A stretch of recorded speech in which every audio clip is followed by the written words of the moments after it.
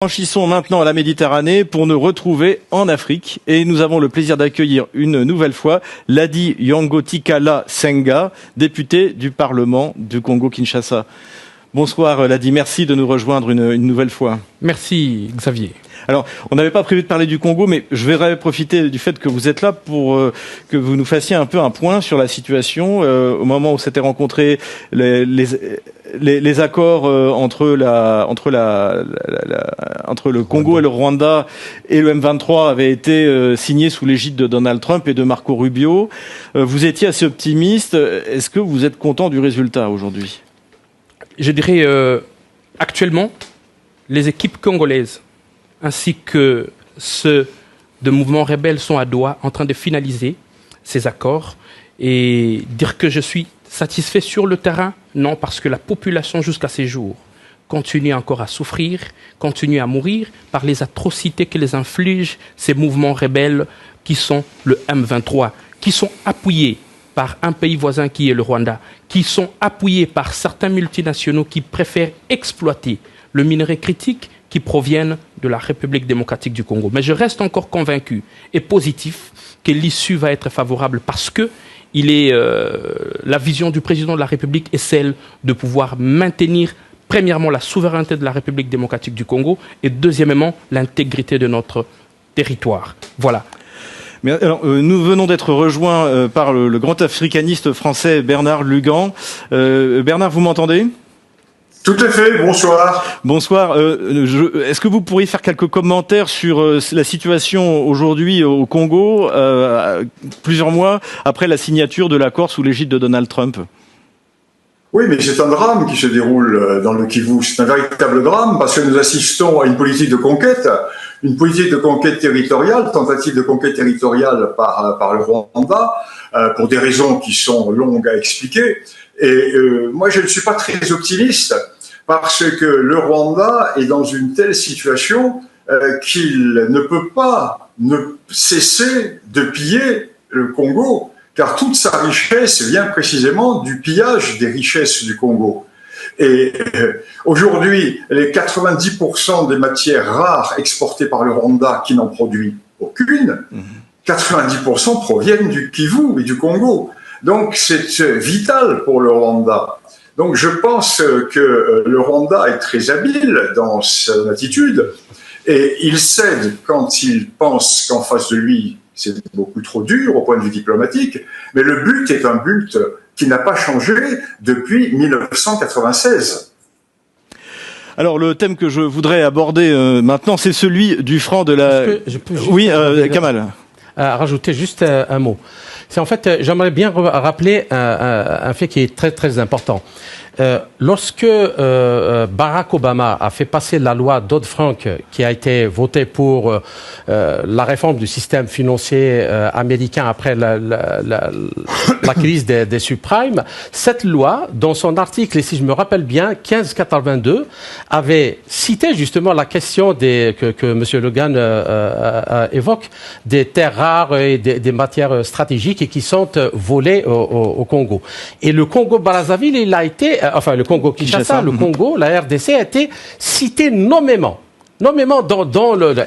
Et Trump, quand il est arrivé en 2016, il a modifié un peu la loi Dodd-Frank pour le fonctionnement du système financier américain, mais il n'a pas touché à cet article. Et à cet article, c'est une mainmise des États-Unis sur les richesses du pays, parce que avec cette loi-là, elle décide qu'est-ce qui peut être exporté, qu'est-ce qui ne peut pas être exporté, par quels moyens, et ainsi de suite, en dépit de ce que pourrait décider le gouvernement congolais. Merci Kamal. Alors, en fait, on a abordé la question du Congo-Kinshasa parce que Ladi est ici, mais le thème que je voulais aborder, c'était celui du franc de la communauté financière, plus connu sous l'acronyme de franc CFA.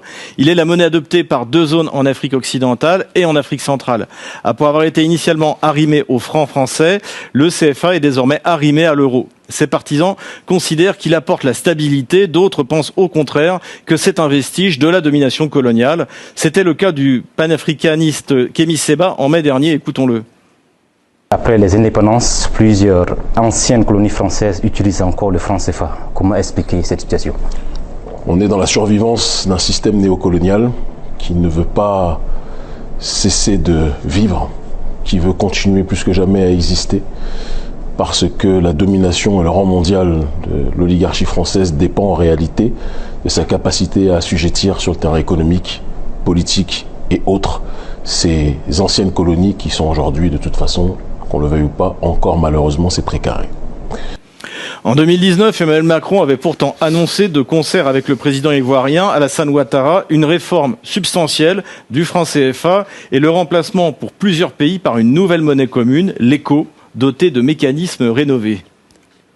Je suis heureux d'annoncer qu'en accord avec les autres chefs d'État de l'UMOA, nous avons décidé de faire une réforme du franc CFA avec les 3 changements majeurs suivants.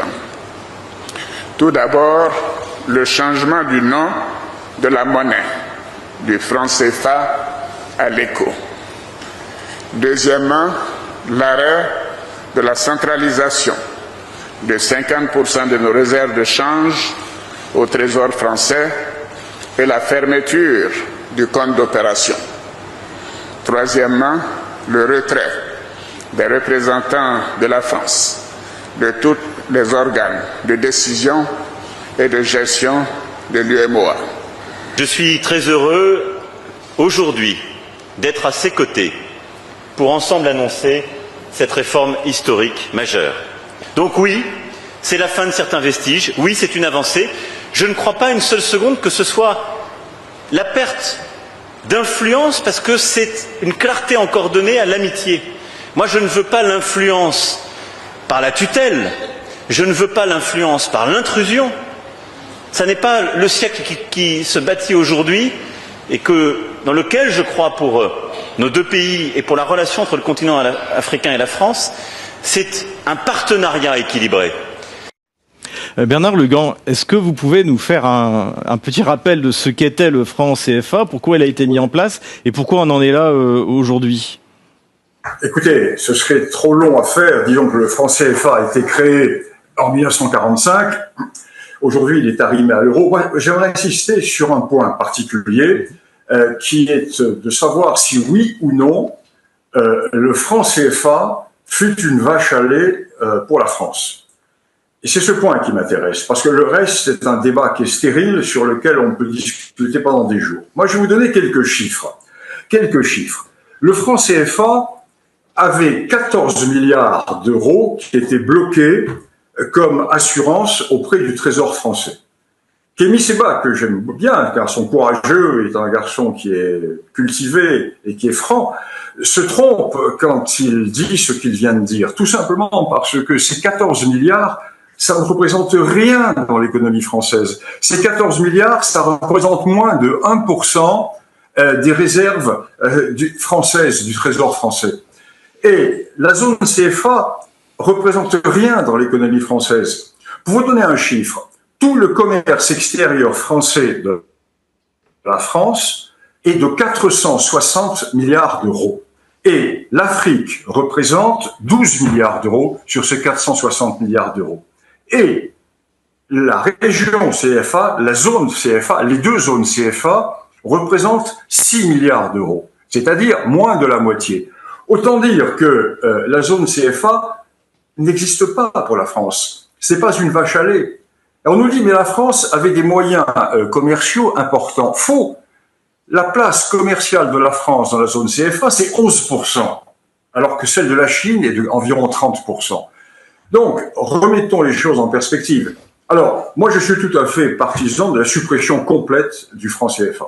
Pour une raison très simple, c'est que nous sommes bientôt 70 ans après les indépendances, la colonisation c'est terminé, et je suis pour l'épuration des comptes. Donc moi personnellement, je suis pour la suppression complète du franc CFA et de ses survivances. Je ne sais pas si l'Afrique en sera bénéficiaire, mais je pense que psychologiquement, philosophiquement et politiquement, c'est une très bonne chose et c'est une nécessité. C'est vrai que c'est une question de souveraineté.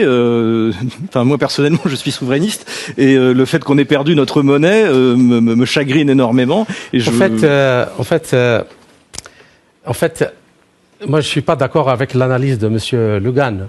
Le franc CFA qui était d'abord créé, c'est le franc pour les colonies françaises d'Afrique, quand il a été créé en 1945. Donc, c'est un système de pillage. Voilà. Et on ne peut pas dire que la France n'a pas profité ou ne continue pas à profiter. Et ce profit-là, maintenant, il s'est élargi même à tous les pays européens depuis que le franc CFA a été indexé à l'euro.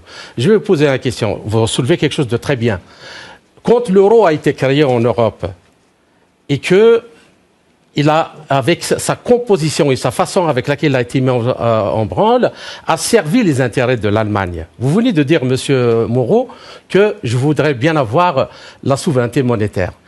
Pourquoi? Parce que l'euro favorise juste une seule économie, celle de l'Allemagne, ou avec les partenaires Eh bien, le franc CFA, c'est exactement la même chose.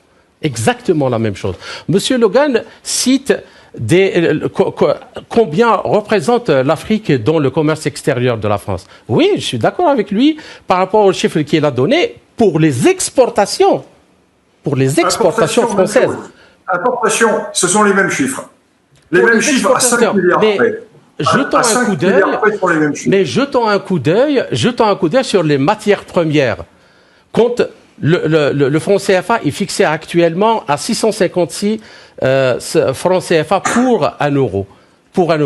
C'est-à-dire, vous débarquez, vous achetez tout ce que vous voulez et vous ne laissez, c'est-à-dire il y a une prime à l'exportation des matières premières de l'Afrique, mais sans qu'il y ait la moindre contrepartie. Voilà où le problème se pose. L'a dit, votre Congo n'est pas membre de la... Oui, nous ne sommes pas membres, mais nous sommes concernés parce que en Afrique, nous avons une expression que nous utilisons, Ubuntu. Nous sommes un. Les Africains, nous sommes un seul peuple. L'avenir du franc CFA, CFA, colonie française en Afrique. Nous ne sommes plus à l'époque de la colonisation. On doit arrêter avec cette histoire du franc CFA pour permettre à chaque pays d'être souverain. Mais pourquoi donc tous ces pays, parce qu'ils sont nombreux à être utiliser le franc CFA, pourquoi est-ce qu'ils ne retrouvent pas leur souveraineté? J'ai du mal à croire qu'une dizaine de pays africains puissent être payés par la France pour maintenir le franc CFA. Regardons très bien, même dans l'histoire, le Maroc utilisait les francs CFA. Il a demandé son autonomie, il a quitté le franc CFA. Et le Maroc a eu à faire plusieurs bonds en avant, s'est développé. Et regardez, observez très bien l'économie de ces pays qui utilisent les francs CFA. Ils sont en train de stagner jusqu'à ce que les gens se révoltent pour dire, écoutez, laissez-nous tranquilles, nous voulons évoluer de manière autonome. Nous voulons vivre notre souveraineté telle que nous le souhaitons et non selon la dépendance du trésor français. Le franc CFA n'a pour objectif que de lutter contre l'inflation. Pendant ce temps, les économies de plusieurs pays sont en train de réfléchir sur la croissance économique, mais avec le franc CFA, on ne peut pas réfléchir sur la croissance économique, plutôt on réfléchirait sur la lutte contre l'inflation, ce qui ne favorise pas les Africains pendant ce temps. Je ne vais pas être objectif puisque je vais parler en tant que Français. En tant que Français, j'ai la nostalgie du franc, donc j'étais heureux qu'il y ait encore un franc CFA. Bon, il nous restera le franc suisse. Oui. Voilà. Bon, pour le reste, moi, je suis convaincu, quand on regarde la réalité, il n'y a pas d'intérêt économique de la France. Je suis tout à fait d'accord avec ce qui a été dit. C'est d'une part marginal en termes de commerce pour la France. Et puis là où je suis mal à l'aise en tant que Français, c'est de donner des leçons à l'Afrique, puisqu'on a quand même un pays en faillite, 3 000 milliards et 300 millions de dettes, un commerce extérieur à la ramasse, etc. Le problème, je crois que là où il faut quand même nuancer, c'est que pourquoi il s'est rien passé depuis toutes ces années? C'est parce que les intérêts des différents pays sont pas alignés. Vous avez des pays comme le Sénégal, la Côte d'Ivoire, ils peuvent tout à fait avoir leur monnaie nationale. Ça peut tenir, ils sont exportateurs, etc. Vous avez le Burkina aujourd'hui, si le Burkina a sa propre monnaie, sauf si elle est mutualisée, et ça suppose une coordination, une bonne entente politique, etc. Le risque, c'est quoi? C'est comme vous l'avez dit très justement, le franc CFA, c'est la stabilité, la convertibilité, et en même temps, comme c'est aligné maintenant sur l'euro et que l'euro c'est le Deutschmark, c'est une monnaie qui est, comme pour nous Français, pour les Africains, qui est surévaluée. Et il y a des problèmes de compétitivité, y compris sur les matières premières africaines, parce que le franc CFA, aligné sur l'euro, est surévalué. Et puis je pense aussi que c'est un frein à l'industrialisation, à la compétitivité sur l'Afrique. Donc le problème pour réunir, c'est que la situation du Sénégal et de la Côte d'Ivoire n'est pas celle du Burkina ou du Niger. Comme la situation de la France. Et que le risque, effectivement, un effondrement. Bernard Lugan, qui, en France, veut maintenir le franc CFA, si tant est qu'il y en ait qui veulent le maintenir? Oh, plus personne. Plus personne. Alors, la France n'a aucun intérêt au franc CFA. Je pense que plus personne ne veut maintenir cela. Je suis tout à fait d'accord avec ce que vient de dire votre dernier intervenant. De toute façon, la situation, on parle de l'Afrique, c'est une erreur, il faut parler des Afriques. La situation des pays du Sahel n'est pas celle des pays du Golfe de Guinée. Donc il ne faut pas faire d'essentialisme, il faut toujours aller vers les cas particuliers. Mais je pense que la page est tournée, l'époque est tournée, et il faut en terminer avec cela, à tout point de vue, Et je dirais, d'abord pour un point de vue psychologique, parce que ce que disait Kémy Séba tout à l'heure est très clair, mais Kémy Séba confond, si vous voulez, un petit peu les apparences et la réalité. Mais c'est devenu un problème qui est devenu presque psychologique pour l'indépendance et l'identité des Africains. Donc, terminons-en avec le franc CFA. Les indépendances sont là, chacun est indépendant, et reprenons véritablement des rapports sur des bases saines, et non pas en regardant sur un rétroviseur. Mais ce que soulignait Gilles Rémy, c'est-à-dire que ça pouvait entraîner une crise grave, par exemple, dans un pays comme le Burkina Faso, le risque est là quand même. Bien sûr, mais le franc CFA a été non pas une vache à lait pour la France, mais souvent une bouée pour l'Afrique. Si des pays comme le Burkina veulent se séparer de leur bouée, ils sont libres, ils sont indépendants, ils sont grands, libres à eux. Ouais. Et comment vous expliquez que par exemple un pays comme le Sénégal, donc dont vient de parler également Gilles Rémy, qui en plus a une nouvelle classe politique plus jeune, qui revendique sa souveraineté, je pense à Diomaye Faye et Ousmane Sonko, pourquoi eux traînent encore sur cette question-là? Peut-être parce qu'ils sont un peu plus réalistes au point de vue économique. Ils ne sont pas uniquement mus peut-être par l'idéologie pure. D'accord. Donc, par rapport au fait qu'il faut vraiment mettre fin au franc CFA, là, je crois que tout le monde est d'accord ce soir. Tout le monde est d'accord, bien sûr, qu'il faut mettre fin. Même si on dit que la France n'en gagne rien, mais il a donné les chiffres, 14 milliards, c'est pas peu, vous savez. 14 milliards, c'est les budgets de tout un pays pour toute une année. Chez moi, par exemple. Vous imaginez, 14 millions, c'est beaucoup. C'est beaucoup. Mais ce n'est pas pour ça que c'est la vache. Mais ce n'est pas pour ça que c'est la vache à lait de la France. Non, mais quand vous avez fait passer quand vous avez fait passer la réunion qu'a eu Alassane Ouattara... C'était en 2019, oui. Oui, c'était en 2019. Il ne s'est rien passé depuis, en fait, non? Oui, mais c'est très important ce qu'il a annoncé, Alassane Ouattara. Ouais. Il a dit que nous allons mettre en branle l'éco, une nouvelle monnaie, donc qui sera totalement africaine, et c'est vrai, totalement africaine, et qui sera probablement indexé aux matières premières africaines. Mais il avait dit, qu'est-ce qu'il va changer? Bon, passons sur le nom. Mais première chose, l'obligation de déposer 50% de ses avoirs en devises au Trésor français. Et l'annulation du compte d'opération. Au nom de quoi? Au nom de quoi, durant toutes ces années, depuis les indépendances de ces pays-là, ces pays étaient obligés de déposer 100% au début, 100% de leur avoir en devise, et c'est par rapport à ça que la France appuie sur le bouton pour imprimer ce qu'on appelle le franc CFA. Le franc CFA de l'Afrique de l'Ouest n'est pas convertible avec le franc CFA de l'Afrique centrale, ce qui ne permet pas aux gens d'échanger avec eux. Vous pouvez aller acheter, par exemple, vous pouvez aller acheter avec le franc CFA, là où vous voulez, et le franc CFA est envoyé à la France, après à la Banque Centrale Européenne, qui paye. Mais après, la crise étant arrivée, Et ceux qui détiennent justement ce pouvoir-là de convertibilité ont imposé à ce que les Africains... Je vais vous poser la question que j'ai posée à Bernard Lugan. Par exemple, moi je suis avec beaucoup d'attention ce qui se passe au Sénégal parce que je trouve ça assez fantastique. On a une nouvelle génération d'hommes politiques, Diomaye Faye, Ousmane Sonko.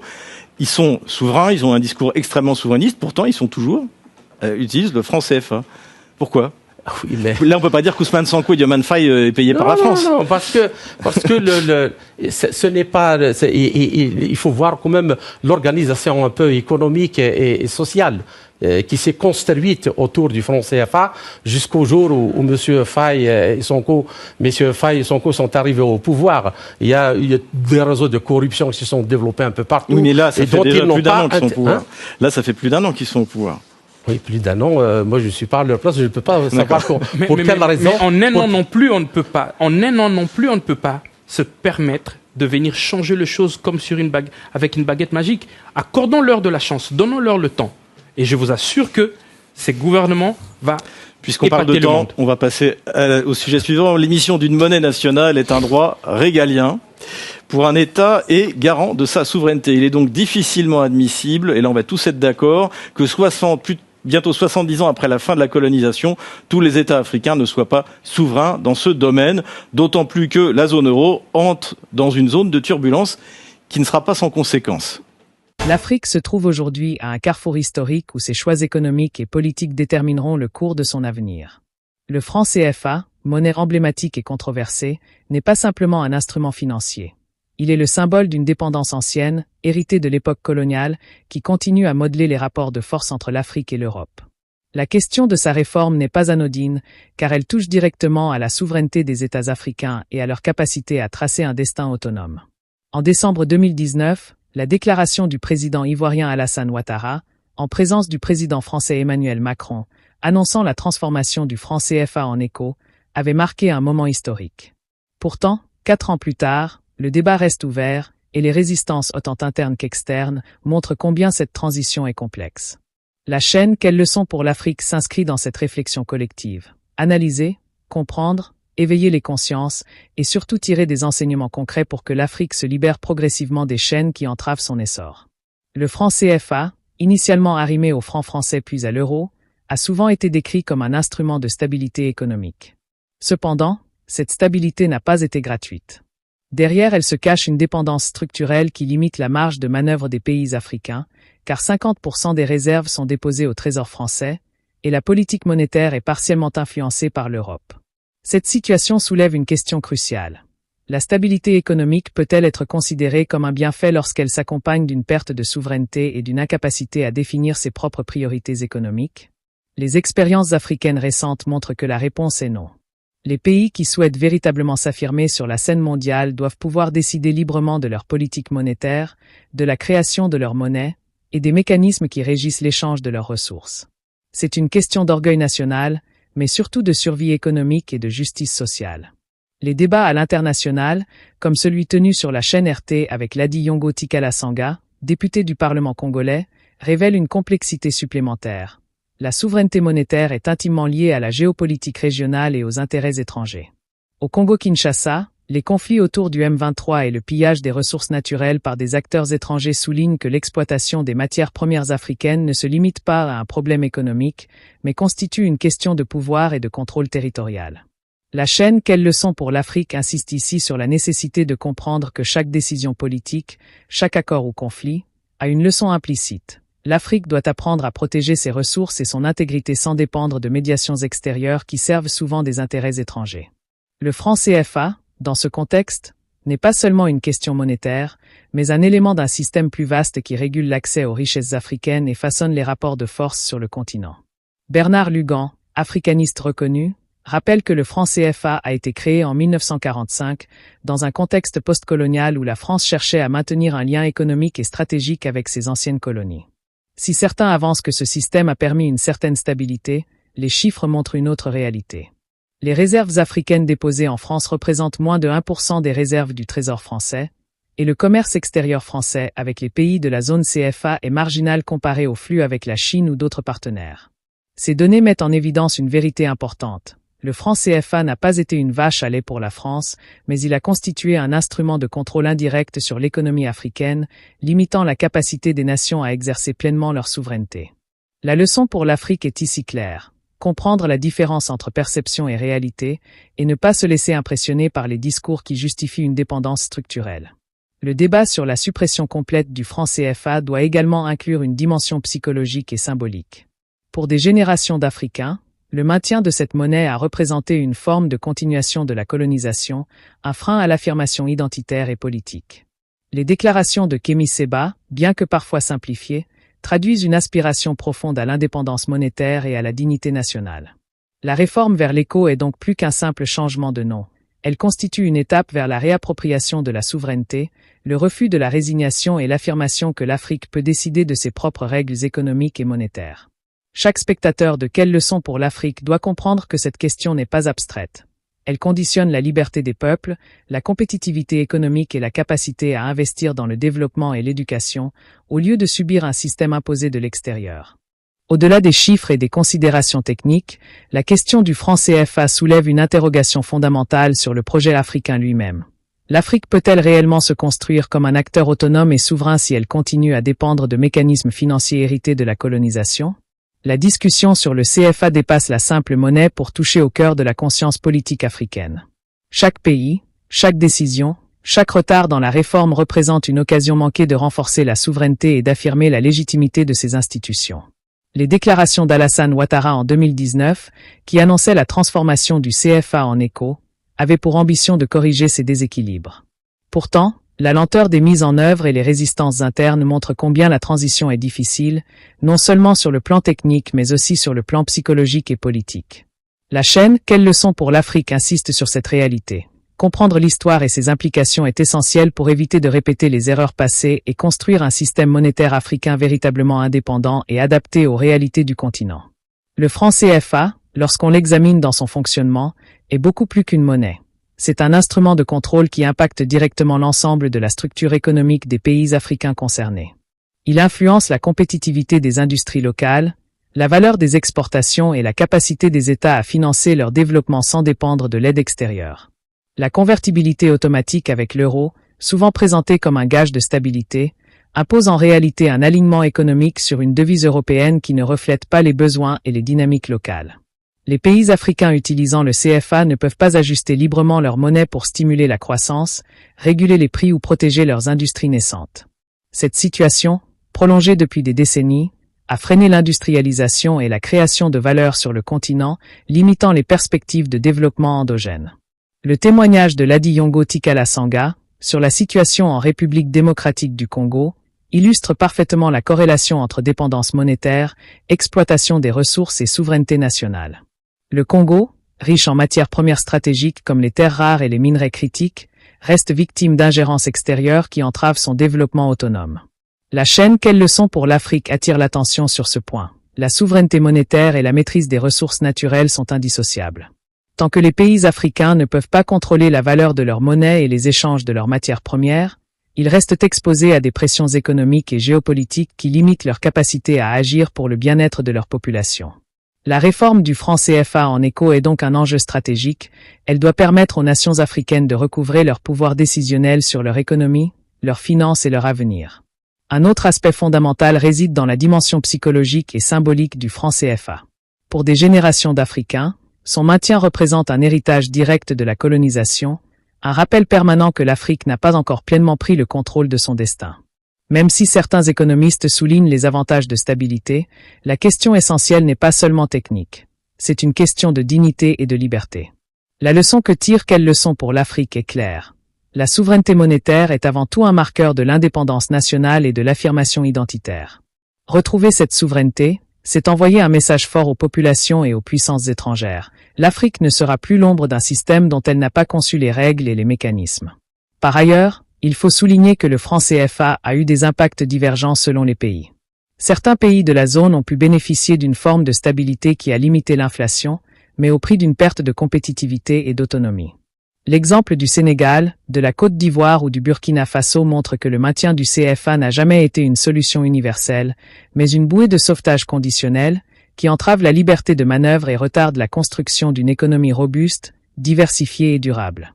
Dans ce contexte, il est essentiel de comprendre que la réforme vers l'éco ne consiste pas uniquement à changer de nom ou à modifier des comptes bancaires, elle doit constituer une rupture structurelle, une véritable remise en question des rapports économiques et politiques hérités de l'époque coloniale. Les débats au niveau international, y compris les interventions de spécialistes et d'africanistes comme Bernard Lugan, montrent également que le franc CFA n'est pas un simple instrument économique, mais un symbole stratégique de contrôle et d'influence. Les arguments selon lesquels la France tirerait peu de bénéfices matériels des réserves africaines masquent une vérité plus profonde. Il ne s'agit pas seulement de gains économiques, mais de maintien d'une position stratégique et politique sur le continent. En ce sens, la réforme du CFA dépasse la sphère économique pour toucher à la question de la souveraineté et de la diplomatie africaine. Les États africains doivent donc se préparer à une transition qui ne sera pas seulement monétaire, mais aussi politique et culturelle. Dans ce cadre, la voix de la chaîne Quelles leçons pour l'Afrique s'affirme. Chaque décision politique, chaque retard ou initiative, contient une leçon pour le continent. La leçon essentielle est celle de la responsabilité collective et individuelle. Chaque citoyen africain, chaque dirigeant, doit comprendre que l'avenir économique et politique de son pays dépend de sa capacité à faire preuve de lucidité, à défendre ses intérêts et à exiger la pleine souveraineté de sa nation. Ce n'est pas seulement un combat contre un système monétaire, c'est un combat pour la dignité et l'autonomie. Alors que le débat autour du franc CFA et de sa réforme se poursuit, il est crucial de comprendre que cette question dépasse largement le cadre d'une simple monnaie. Il s'agit d'un symbole de liberté, de souveraineté et d'autonomie économique. L'Afrique, riche de ses ressources, de son énergie et de son capital humain, a la possibilité de redéfinir ses propres règles. Mais pour y parvenir, il est nécessaire que chaque acteur, dirigeant, citoyen, entrepreneur et intellectuel prenne conscience de l'importance stratégique de cette question. La chaîne Quelles leçons pour l'Afrique rappelle que l'indépendance monétaire n'est pas seulement une revendication idéologique. C'est un impératif pour construire des États capables de décider, de protéger leurs ressources et d'investir dans l'avenir de leur population sans subir la pression d'intérêts extérieurs. Le franc CFA, arrimé à l'euro, a été historiquement présenté comme une garantie de stabilité. Pourtant, cette stabilité s'est faite au prix de la compétitivité, de l'industrialisation et de l'autonomie politique. Les économies africaines, en particulier celles des zones francophones, ont été contraintes de suivre un modèle qui n'était pas toujours adapté à leur réalité locale. L'alignement sur l'euro a souvent entraîné une surévaluation de la monnaie, pénalisant les exportations et limitant les capacités de développement interne. Cette dépendance indirecte a aussi favorisé des comportements de prédation extérieure, où les multinationales et certains États ont pu exploiter les ressources naturelles africaines sans réelle contrepartie pour les populations locales. En ce sens, la réforme vers l'éco représente une chance unique de remettre l'Afrique au centre de ses décisions économiques et monétaires, en lui permettant de définir des mécanismes adaptés à ses besoins réels et à ses ambitions. Il est également essentiel de rappeler que le débat sur le CFA ne peut être dissocié de la question des ressources naturelles et de la géopolitique régionale. Comme le souligne Ladi Yongo Tikala Sanga, les conflits dans des pays comme la République démocratique du Congo sont directement liés à l'exploitation des minerais stratégiques et à l'ingérence d'acteurs étrangers. Cette situation démontre que la souveraineté monétaire et la souveraineté économique sont profondément liées. Tant que l'Afrique ne maîtrise pas sa monnaie et la gestion de ses ressources, elle restera vulnérable aux pressions et aux manipulations extérieures. La leçon à tirer est claire, la construction d'une Afrique forte et indépendante passe par la maîtrise de ses finances, de sa monnaie et de ses richesses naturelles. Chaque citoyen africain, chaque décideur politique doit comprendre que l'avenir du continent dépend de la cohérence et de la détermination dans ses choix stratégiques. La dimension symbolique du franc CFA ne peut être sous-estimée. Elle incarne la mémoire de la colonisation et rappelle que, même après des décennies d'indépendance, des mécanismes hérités du passé continuent de limiter la liberté des nations africaines. Retrouver sa souveraineté monétaire, c'est affirmer que l'Afrique ne se contentera plus de suivre les règles fixées par d'autres, mais qu'elle est capable de créer ses propres institutions, d'élaborer ses propres politiques et de protéger ses citoyens. La réforme vers l'éco doit donc être vue comme un acte de courage et de responsabilité.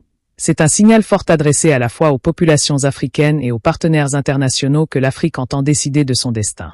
Dans cette perspective, la chaîne Quelles leçons pour l'Afrique invite ses spectateurs à participer activement à cette prise de conscience. S'abonner, commenter et partager les contenus n'est pas seulement un acte symbolique, c'est un engagement citoyen. C'est reconnaître que l'information, l'analyse et le débat sont des outils puissants pour éveiller les consciences et renforcer la solidarité entre les peuples africains. Chaque spectateur est encouragé à s'informer, à discuter et à promouvoir l'idée que l'Afrique peut et doit être maîtresse de ses choix économiques, politiques et culturels. La prise de responsabilité individuelle devient ainsi un levier collectif pour construire une Afrique plus souveraine et plus juste. Enfin, il est important de conclure sur une note d'espoir. L'histoire de l'Afrique est celle d'un continent résilient, capable de surmonter les obstacles les plus complexes. La réforme du franc CFA, si elle est menée avec lucidité et détermination, peut devenir un symbole de renaissance économique et politique. Elle offre l'opportunité de reconnecter les citoyens à la notion de souveraineté et à la capacité de l'Afrique de décider pour elle-même. La leçon ultime de cette analyse, que quelle leçon pour l'Afrique souhaite transmettre, est que l'avenir dépend de la vigilance, de l'éducation, de la solidarité et de l'engagement de chacun. Chaque décision prise aujourd'hui, chaque action citoyenne, chaque débat ouvert contribue à construire un continent plus fort, plus lucide et capable de s'épanouir selon ses propres règles. L'Afrique a les moyens de se libérer des vestiges du passé et de tracer une voie vers une autonomie réelle, et cette voie commence par la conscience, la réflexion et l'action collective. La transition vers une monnaie véritablement africaine, l'éco, ne sera pas un chemin facile. Elle exigera courage, coopération régionale, rigueur économique et vision à long terme. Mais le potentiel est immense. En prenant pleinement conscience de l'importance de la souveraineté monétaire, en comprenant les erreurs et les limites du passé, l'Afrique peut construire un système économique qui lui ressemble, qui soutienne ses ambitions et qui garantisse à ses citoyens une prospérité durable. La chaîne Quelle leçon pour l'Afrique rappelle que chaque événement, chaque réforme et chaque débat contient une leçon à tirer. La sagesse collective et la responsabilité individuelle sont les clés de l'avenir du continent. En cultivant ces valeurs, en participant activement au débat et en exigeant la justice économique et politique, l'Afrique pourra enfin prendre pleinement en main son destin et offrir à ses populations une véritable autonomie et prospérité.